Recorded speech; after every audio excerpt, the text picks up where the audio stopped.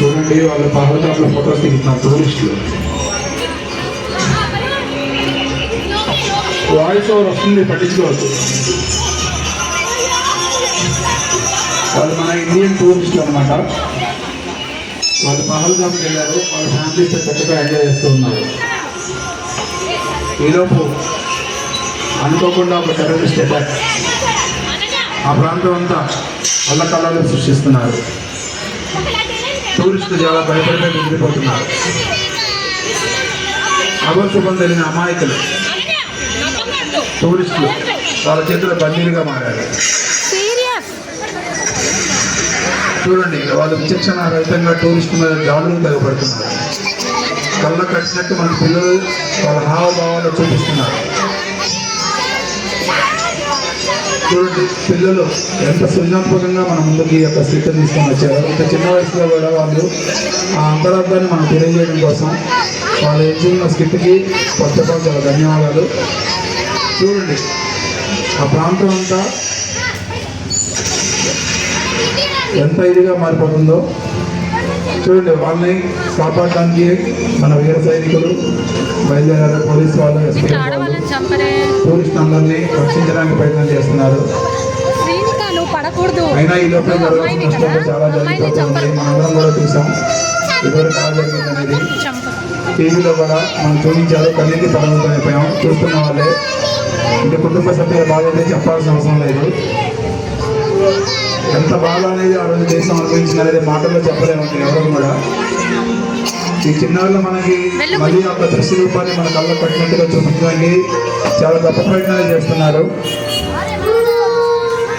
నిజంగా వాళ్ళకి ఎప్పుడో ఇన్స్టాగ్రామ్లో ఎలా ఉంటుందో, ముస్కులు ఎలా ఉంటుందో కూడా తెలియదు. కానీ వాళ్ళ టీవీలో చూసింది మళ్ళీ మన ముందు అలా రీప్లే చేయాలని చేస్తున్నారు. Okay, action.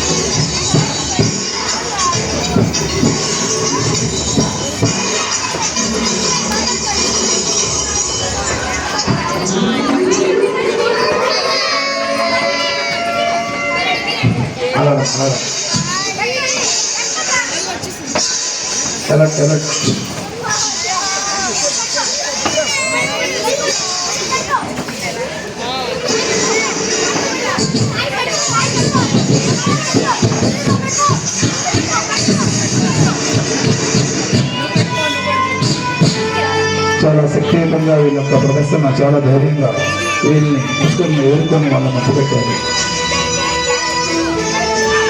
శిక్షణ పొందిన సైనికులు మన దేశం తరఫున, ప్రజల తరఫున చాలా గొప్పగా పోరాడారు.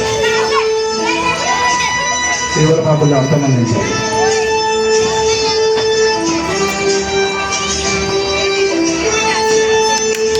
చూడండి, నేను భారత్ మహానందంతో మన వీర సైనికులు మన జెండా ప్రదర్శిస్తున్నారు. ప్రజల మీద గట్టిగా చెప్పబడ్డారు. మన వీర జవాన్, వీర సైనికులకి ఒక్కసారి అందరం సెల్యూట్ చేయాలి. Grand salute.